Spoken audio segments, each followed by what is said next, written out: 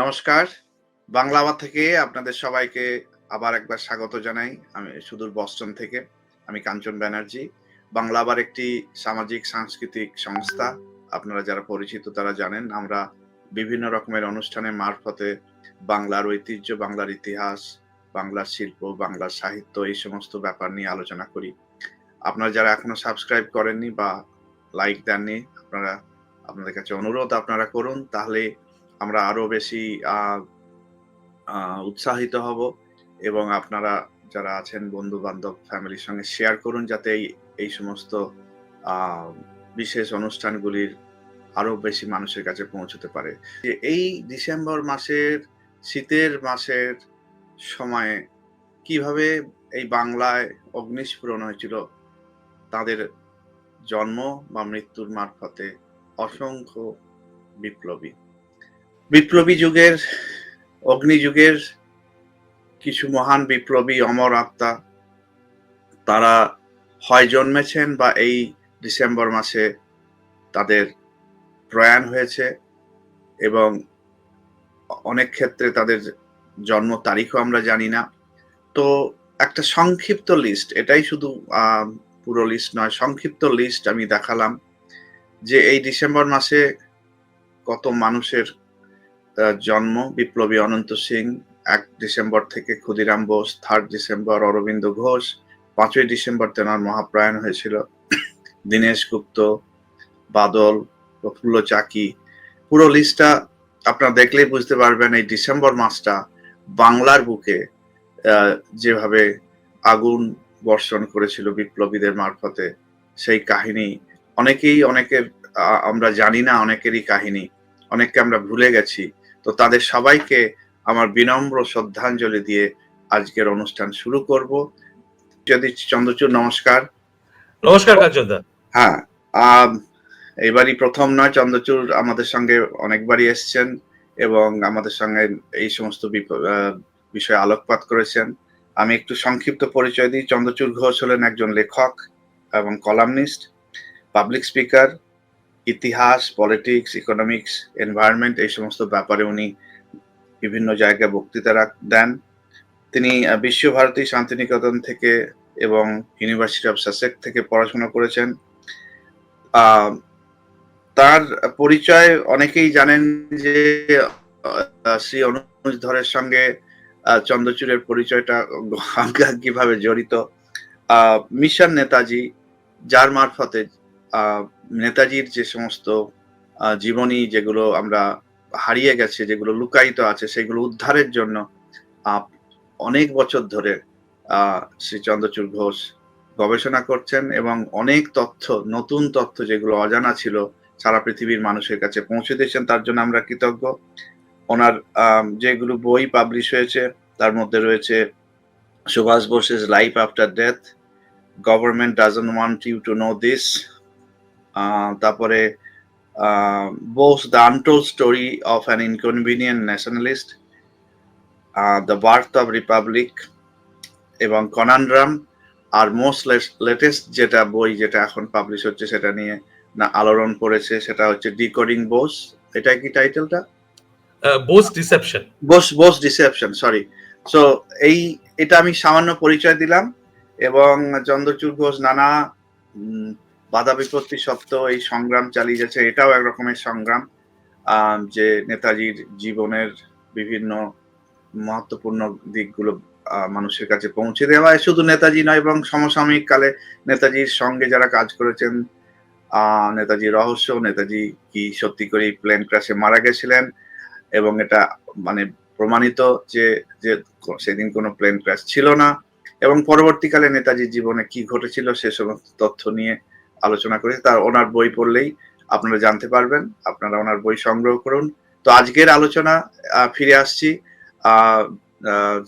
যে অগ্নিযুগের যে বিপ্লব, যেটি সব থেকে মার্কড যেটা ছিল ১৯০৮ সালে মুজফ্ফরপুর বোমার মামলা যেটা হয়েছিল, যেখানে ক্ষুদিরাম বোস এবং প্রফুল্ল চাকি দুজন খুবই অল্প বয়সী বিপ্লবী যারা তাদের আত্মাহুতি দিয়েছিলেন, সেখান থেকে শুরু হয়েছিল। তার আগের ব্যাকগ্রাউন্ড একটুখানি আমরা এই নিয়ে আমরা শুনবো শ্রী চন্দ্রচূড় ঘোষের কাছে। আসুন সবাই, নমস্কার।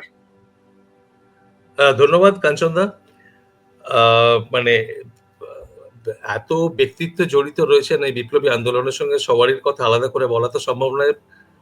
পুরো একটা দিন বা তারও বেশি সময় লেগে যাবে। কিন্তু মূল ধারা যেটা বিপ্লবী আন্দোলনের, সেটা বেশ কয়েকটা ফেজের মধ্যে দিয়ে গেছে, সেটা পরিষ্কার দেখতে পাচ্ছি।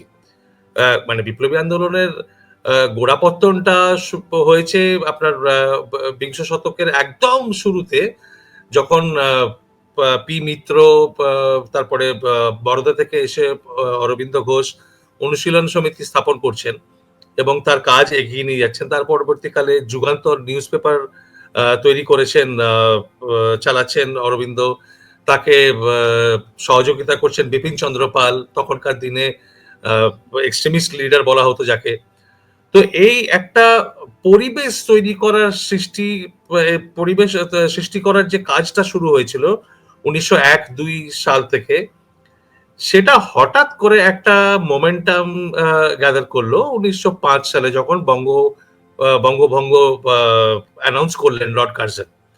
তো তার প্রতিবাদ দিয়ে যে মুভমেন্টটা শুরু হলো, খুব তাড়াতাড়ি যে ব্যাকগ্রাউন্ডটা তৈরি করে রেখেছিলেন, জমিটা তৈরি করে রেখেছিলেন, মানসিক এবং শারীরিক দুটোই যে জমি তৈরি করা হয়েছিল মূলত শ্রী অরবিন্দ দ্বারা। অরবিন্দ ঘোষ তখন বন্দে মাতারাম নিউজ পেপার বের করছেন, তারপরে যুগান্তর বের করছেন। সেখানে পূর্ণ স্বাধীনতার কথা প্রথমবারের মতো বলছে, পূর্ণ স্বাধীনতা চাই। এবং যে ট্র্যাডিশনাল পলিটিক্স তখনকার দিনে, যে সভা সমিতি করে ব্রিটিশদের কাছে পিটিশন করা, অনুরোধ অনুনয় বিনয় করা, যে এইটা করে দিন, ওইটা করে দিন, এই আইনটা একটু বদলে দিন, ওই আইনটা একটু বদলে দিন, এইটা থেকে বেরিয়ে এসে মানে স্বাধীনতা ছিনিয়ে নেওয়ার কথা বলতে শুরু করেছেন। সেই সময় তৈরি হচ্ছে আপনার এই যে তখনকার ভাষায়, এখনকার ভাষায় বললে সেটা পলিটিক্যালি ইনকারেক্ট হয়, কিন্তু তখনকার দিনে যেটা বলা হতো সন্ত্রাসবাদী আন্দোলন বলা হতো। এবং যারা তার সঙ্গে জড়িত ছিলেন তারা নিজেরাও সেটাকে সন্ত্রাসবাদী আন্দোলন বলতেন। কিন্তু সেই সময়টা অন্য ছিল। আজকের পরিভাষায় সন্ত্রাসবাদী আন্দোলন, সন্ত্রাসবাদটা অন্য একটা মানে নিয়ে নিয়েছে, ফলে এতে অনেকের আপত্তি আছে এবং যথাযথ কারণেই আপত্তি রয়েছে। ওই এখন আর ওই টার্মটা ইউজ করা যায় না, উচিত নয়, কিন্তু তখনকার দিনে ওটাকে সন্ত্রাসবাদী আন্দোলনই বলা হতো। আচ্ছা, আমি এক সেকেন্ড থামাচ্ছি চন্দ্রচূড়।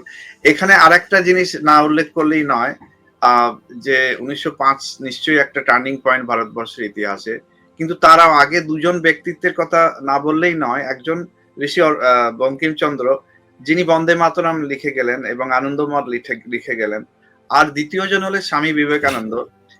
আমার মনে আছে একটা ঘটনা, তুমি বোধহয় বলেছিলে যে স্বামীজি যখন ফিরে এলেন ঢাকাতে, ওনার সঙ্গে কয়েকজন ইয়াং ছেলে দেখা করতে গেছিল, তার মধ্যে হেমচন্দ্র একজন ছিলেন। এবং ওখানে নাকি স্বামীজি বলেছিলেন, মানে ইনডিরেক্টলি ডিরেক্টলি যেভাবেই হোক, যে আমাদের বোম তৈরি করতে হবে। তো এই যে ইন্সপিরেশনটা ওখানে আধ্যাত্মিক একটা বড় মাপের ইন্সপিরেশন এলো, সেটা না উল্লেখ করলেই নয়, তাই না? একদম নিশ্চয়ই, নিশ্চয়ই, সেটা নিশ্চয়ই। কারণ আমি ওটা ওখানে বলিনি, তার কারণ যে স্বামীজির এবং তার পরবর্তীকালে ভগিনী নিবেদিতার যে ইন্সপিরেশন, ইনফ্লুয়েন্স, সেটা খালি একটা জেনারেশনের মধ্যে সীমাবদ্ধ ছিল না। যখন মানে সতীশ পাকড়েশির মতো একজন বিপ্লবী পরবর্তীকালে যিনি কমিউনিস্ট হয়ে যান, এবং তার বইয়ের ইন্ট্রোডাকশনটা লেখেন মুজাফর আহমেদ, কমরেড পাকরাশি করে উনি সম্বোধন করেন। তো কমরেড পাকরাশি যখন বই লিখছেন এবং পুরনো ওই সময়কার বিপ্লবী আন্দোলনটাকে পেটি বুর্জোয়া আন্দোলন, পেটি বুর্জোয়া বলে আখ্যাত করছেন, সেখানে কিন্তু তিনিও স্বীকার করছেন যে কত বড় একটা ইনফ্লুয়েন্স ছিল স্বামীজির বক্তৃতা, তার লেখা এবং তার চিঠিপত্র, তখন যেগুলো বই হিসেবে আলাদা আলাদা করে পাবলিশ হতো। তো কলম্বো থেকে আলমোড়া, তারপর ভারতবর্ষ নিয়ে তার যা লেখা, যে বক্তৃতাগুলো, সেইগুলো।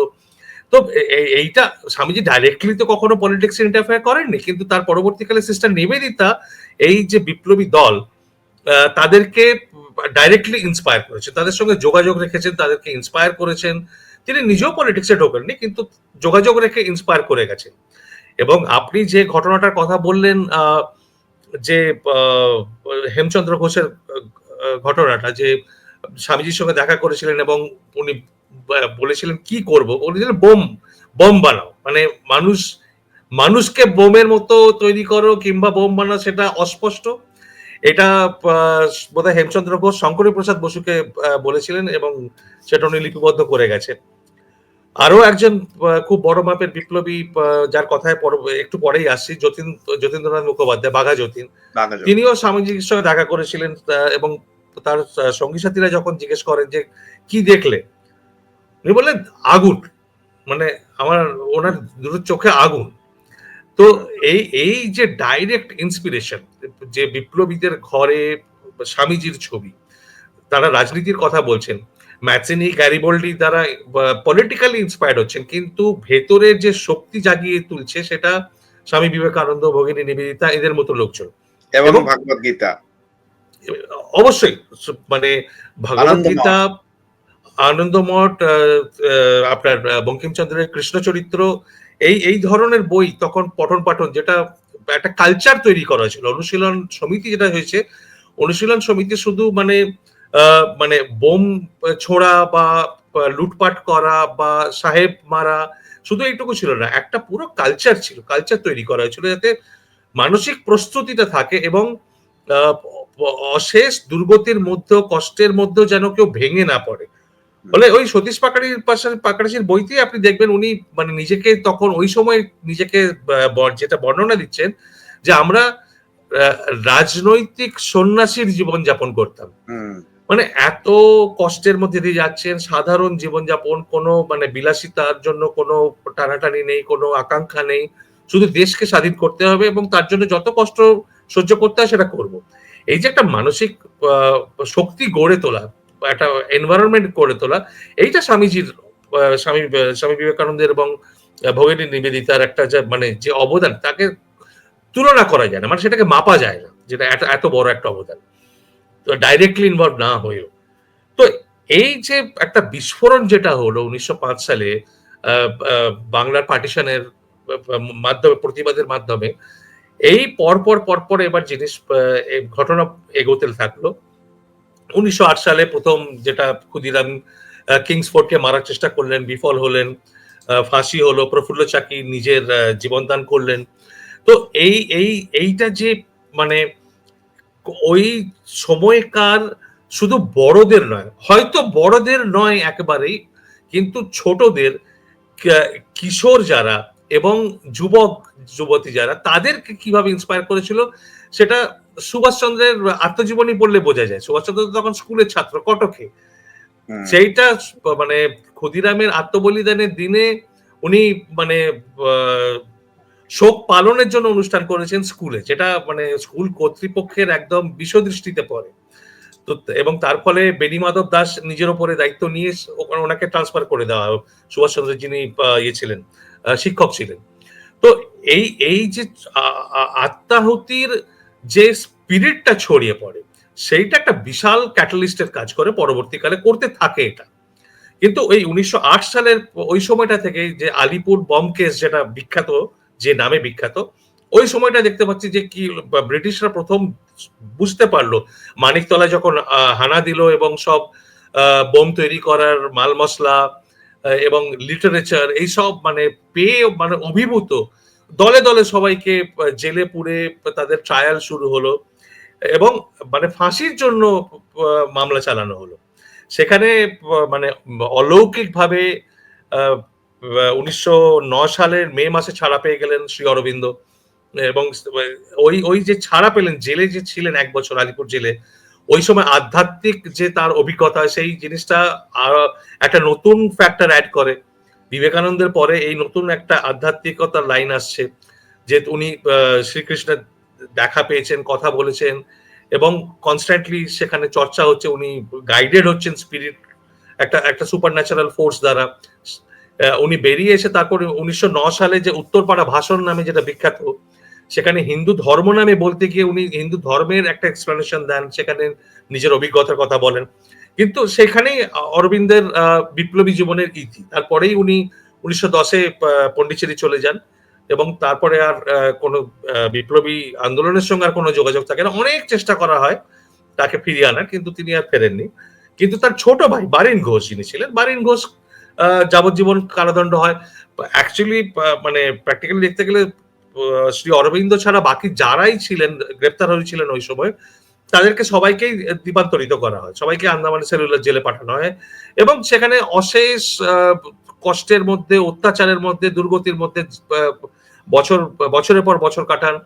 উল্লাসকর দত্তের মতো মানে পোড়খা বিপ্লবী, মানে তিনি মানসিক স্থিতি হারিয়ে ফেলেন এমন ভাবে তাকে অত্যাচার করা হয়। সেখানে সেই সময় আছেন বীর সাভারকারও রয়েছেন ঘটনাচক্রে, এবং তাদের সঙ্গে যোগাযোগ, এই সব নিয়ে কথাবার্তা, আলোচনা, এইগুলো নিয়ে নানা রকম প্ল্যানিং হতে থাকে। তো এই যে ধরপাকড়টা হলো 1910 সালের পরে, 1910 থেকে 1914 অব্দি, যতদিন না প্রথম বিশ্বযুদ্ধ শুরু হলো, পুরো বিপ্লবী আন্দোলনটা স্তীমিত হয়ে গেল। এই প্যাটার্নটা আমরা বারবার দেখতে পাই যে বিপ্লবী আন্দোলন একদম মাথা চাড়া দিয়ে উঠেছে, এবং মানে একটা বিস্ফোরণ হওয়ার মুখে সেই সময় ব্রিটিশ সরকার কিন্তু তার সদল বলে পূর্ণ বল নিয়ে তার উপরে ওই আন্দোলনটাকে ভেঙে দেওয়ার জন্য ঝাঁপিয়ে পড়েছে, এবং ফলে যারা যারা নেতৃত্ব স্থানীয় তাদেরকে সবাইকে জেলে ভরে দিয়ে ওটাকে শেষ করে দেওয়ার একটা প্রচেষ্টা হয়েছে। জেল বা ফাঁসি, হ্যাঁ, জেল অথবা ফাঁসি। তো সেখানে মানে ইন্টিমিডেট করা, ভয় দেখানো তাদেরকে, যে এই তোমাদের গতি হবে যদি এই লাইনে থাকো। তো সেটা স্তীমিত হয়ে যায় 1910 সালের পর থেকে, স্তীমিত হয়ে যায়। এবং 1910 থেকে 14 যেটা বললাম, প্রথম বিশ্বযুদ্ধ শুরু হওয়ার আগে অবধি ছোটখাটো লোকালাইজড কিছু অ্যাকশন ছাড়া বিশেষ কোনো গতিবিধি দেখা যায় না।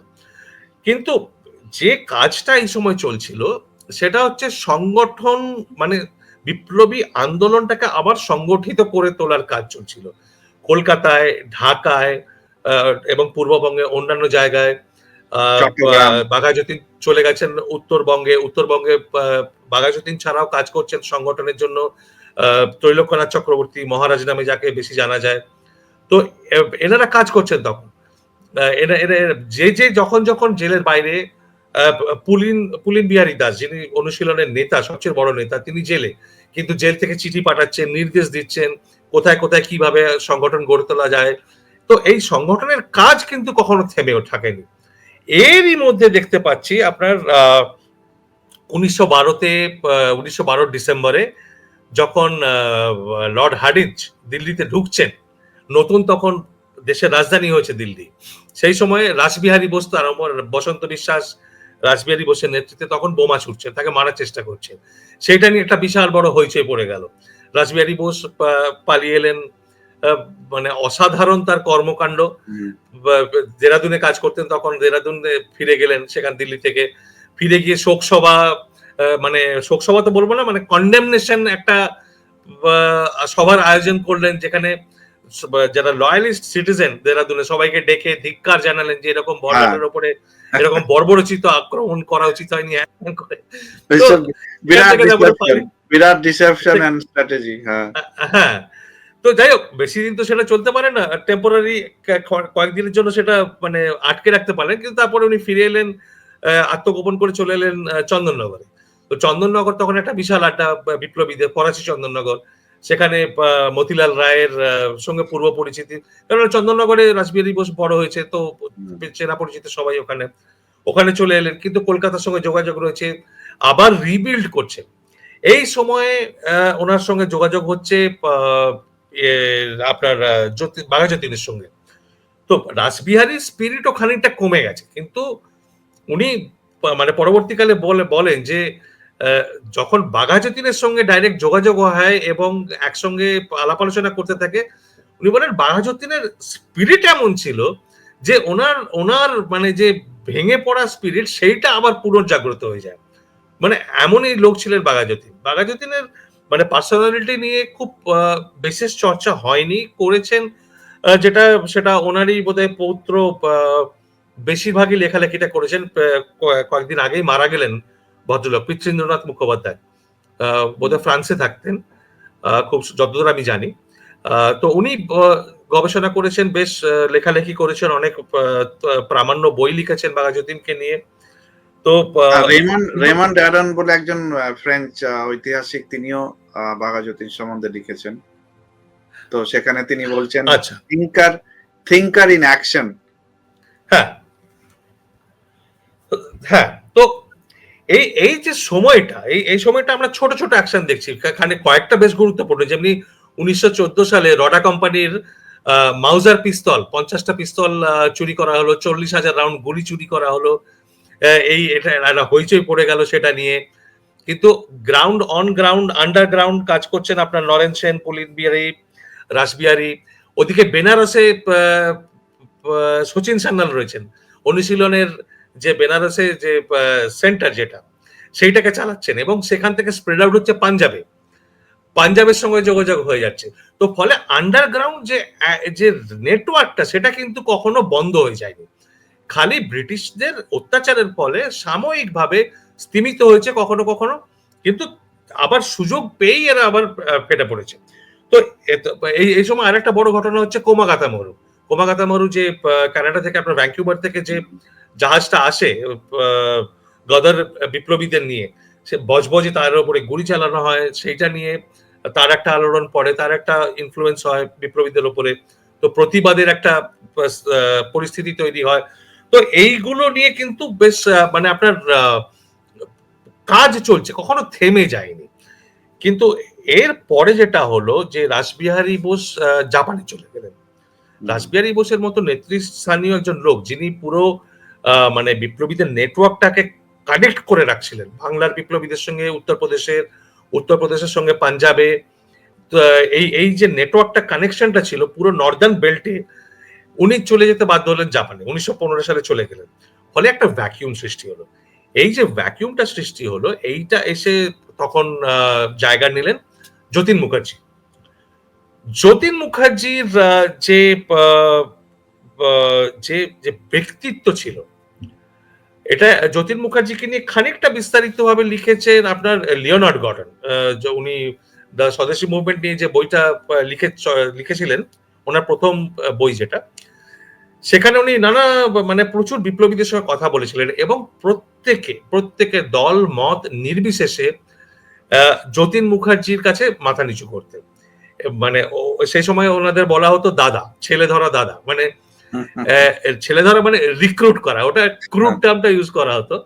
তো কোথা থেকে ট্যালেন্ট রিক্রুট করা হবে, বিপ্লবী রিক্রুট করা হবে, সেইটা উনি দায়িত্বে ছিলেন। এবং যে ইন্ডক্ট্রিনেশন, দীক্ষা দেওয়া এবং দলের ভেতরে নেওয়া, তাকে মন্ত্রগুপ্তি দেওয়া, এই যে কাজটা, বিপ্লবী সংগঠনগুলো ছোট ছোট হয়ে মানে বিভিন্ন দলে ভাঙছিল, কিন্তু যতীন মুখার্জি কি করলেন, সবাইকে এক জায়গায় নিয়ে একটা আমব্রেলা অর্গানাইজেশন মতো তৈরি করার চেষ্টা করলেন, এবং তার ব্যক্তিত্বের আকর্ষণে সবাই তাকে ঘিরে এসে তার চারপাশে জড়ো হলো। তখন কিন্তু আর ছোট দল, এই দল ওই দল, কেউ কারোর মাথায় থাকেনি। মানে এবং যতীন মুখার্জির সেই সময় যিনি খুব ঘনিষ্ঠ শিষ্য ছিলেন এবং সহকারী ছিলেন, পরবর্তীকালে তার অন্য পরিচয়ে বেশি বিখ্যাত, এম এন রয় নামে বিখ্যাত হন, তখন অবধি তিনি নরেন ভট্টাচার্য। তো নরেন ভট্টাচার্য লিখে গেছে যে আমি মানে সারা পৃথিবীতে নানা বিপ্লবীদের সঙ্গে কাজ করেছি, লেনিনের সঙ্গে অবধি আমি আলোচনা করেছি, তর্ক করেছি, কিন্তু বিনা দ্বিধায় চোখ বন্ধ করে একমাত্র একজনের কথা আমি সারা জীবন মেনে গেছি, তিনি হচ্ছেন বাঘাযতীন। আর কারোর কথা আমি চোখ বন্ধ করে মানিনি। তো বাঘাযতীনের এটাই ছিল তাই। এখানে আবার ফিরে আসছি সুভাষচন্দ্রের কৈশোরের কথা। সুভাষচন্দ্র এই যে সময়টা, স্তীমিত সময় যেটা, এই সময়টায় সুভাষচন্দ্র কটক থেকে কলকাতায় এসছেন, এবং যেহেতু রিঅর্গানাইজেশনের কাজ চলছে, তখন এই ছোট ছোট দলগুলো কলকাতার এক একটা হোস্টেলে, এক একটা মেসে এরা অ্যাক্টিভ, এবং সোশ্যাল ওয়ার্কের উপরে বেশি তখন এমফাসিস। তো এদের সঙ্গে মেলামেশা করছেন সুভাষ তখন, মানে একটা ওই যতীন মুখার্জি তখন উঠে এসছেন যে সুপ্রিম লিডার হিসেবে। অরবিন্দ চলে গেছেন, রাসবিহারী চলে যাবার মুখে বা চলে গেছে, সুতরাং ওই সময় Jatin Mukherjee is the tallest leader in the revolutionary. একটু ইন্টারাপ্ট করছি, ফিরে আসবো আবার এখানে। আম এই যে একটা ইন্সুরেন্স কোম্পানি খোলা হয়েছিল, যার মারফত টাকা পয়সাও আসতো এবং সাপোর্ট করা হতো বিপ্লবীদের এবং মোটামুটি চলতো। এটা সম্বন্ধে যদি একটু সামান্য একটু আলোকপাত করো। এটা ফান্ডিং এর জন্য যখন যতীন মুখার্জির কথাটা জানাজানি হলো এবং হুম। ব্রিটিশ পুলিশ তো বলবো না, ব্রিটিশ ইন্ডিয়ান পুলিশ, যার বেশিরভাগই ভারতীয়, হ্যাঁ, হ্যাঁ। যখন যতীন মুখার্জিকে ধরার জন্য হুম, উদ্যোগী হলো, তো এনারা চলে গেলেন বালাসোরে, উড়িষ্যায়। এবং সেখানে গিয়ে ওখানে একটা এম্পোরিয়াম খুললেন এবং তার নাম দেওয়া হলো হ্যারি অ্যান্ড সানস। তো এটা এটা এটা এটার এটা এটা খোলাই হয়েছিল, এটা আউটলেটটাই ছিল যে টাকা আহ, ইয়ে করার জন্য, ফ্লো এর জন্য, টাকা যেটা আপনার এবং মানে লিগালি ডাকাত। লিগালি লিগালি টাকা অর্থ উপার্জন। তাছাড়া লিগালি ছাড়াও যেখানে আপনার ধরুন আহ, তখন কি টার্গেট করা হচ্ছে ছোটখাটো যে অ্যাকশন, যেটাকে বলা হতো, ছোটখাটো যে অ্যাকশন গুলো হচ্ছিল, কোনো জমিদার বা কোনো বড় লোকের বাড়ি, এদেরকে টার্গেট, যারা মানে এমনি লোকের ওপরে অত্যাচার করছে বা স্বদেশী আন্দোলনের সঙ্গে কোনো যোগাযোগ রাখছে না, শুধু নিজেদের এবং ব্রিটিশ প্রভুদের নিয়ে ব্যস্ত, তো তাদের ওপরে এই অ্যাকশন চলতো, যে টাকা লুট করে আনা, টাকা জোগাড় করা, এবং সেইগুলোকে রাখা কোথায় হবে, কিভাবে ফ্লো হবে। তো এই টাকাটা আসতো আপনার, এরা টাকা এই এই এই ধরনের যে আউটলেট গুলো ছিল সেটা, এটা আরো একটা উদ্দেশ্য ছিল, যেটা যে নরেন ভট্টাচার্যকে যেটা বাটাভিয়ায় পাঠান যতীন মুখার্জি, যে জার্মান অস্ত্র নিয়ে আসার জন্য। তো ওই পুরো স্কিমটা তৈরি হয় যে জার্মানরা বলেন যে ওনারা অস্ত্র দেবেন এবং সেই অস্ত্র জাহাজে করে আসবে, সেটা অফলোডেড হবে উড়িষ্যার কোস্টে, এবং সেখান থেকে ছড়িয়ে পড়বে বিপ্লবীরা। তখন কাজ চলছে ভারতীয় মানে ব্রিটিশ ইন্ডিয়ান আর্মির মধ্যে যারা ভারতীয় যারা রয়েছেন, তাদেরকে যোগাযোগ করে তাদেরকে কনভার্ট করার কাজ চলছে, এবং সেক্ষেত্রে অনেকটা সাফল্যও পেয়েছেন এরা। যে কিন্তু যেটা আমরা বরাবর দেখে এসেছি, যে এই বিপ্লবীদের কাজে প্রধান অন্তরায় হয়ে দাঁড়িয়েছেন ভারতীয়রাই। একজন, দুজন, তিনজন, যাই হোক, ভেতর থেকে ওই খবর লিক করে দেওয়া। তো এটা মানে একটা খুব হৃদয় বিদারক ঘটনা, যে খবর লিক হয়ে যায়, ওনারা ডেট চেঞ্জ করেও কিছু করে উঠতে পারেন না, গ্রেপ্তার হন অনেক লোকে, এবং চার্লস টেগাটের অধীনে পুলিশ ফোর্স বালাসোর অব্দি এসে ধাওয়া করে যতীন মুখার্জির সঙ্গে ওখানে যুদ্ধ হয়। মানে সেই তাতে ওনার চিত্তপ্রিয় রায়চৌধুরী, এনাদের জীবন যায়। তো এই এখানে আরেকটা, সরি টু ইন্টারাপ্ট, এখানে আরেকটা জিনিস না বললেই নয়, যে এখন আজকের দিনে যদি বসে আমরা ভাবি, চারিদিকে ব্রিটিশদের গুপ্তচর ঘুরে বেড়াচ্ছে এবং কোনো সেলফোন নেই, কোনো হোয়াটসঅ্যাপ নেই, কোনো ইন্টারনেট নেই। বিদেশ থেকে অস্ত্র আসছে, তার অর্থ সংগ্রহ এবং সেই বিদেশি যারা সরবরাহকারী তাদের সঙ্গে যোগাযোগ এবং যুদ্ধের ব্যবস্থা, এবং কোথায় ল্যান্ড করবে, উড়িষ্যায় ল্যান্ড করবে, কেন বঙ্গোপসাগরে করবে না, এই যে এত বড় একটা পরিকল্পনা, আমার তো মনে হয় আজকের দিনে বসেও একটা অকল্পনীয় লাগে যে কি করে সম্ভব হয়েছে সেই যুগে।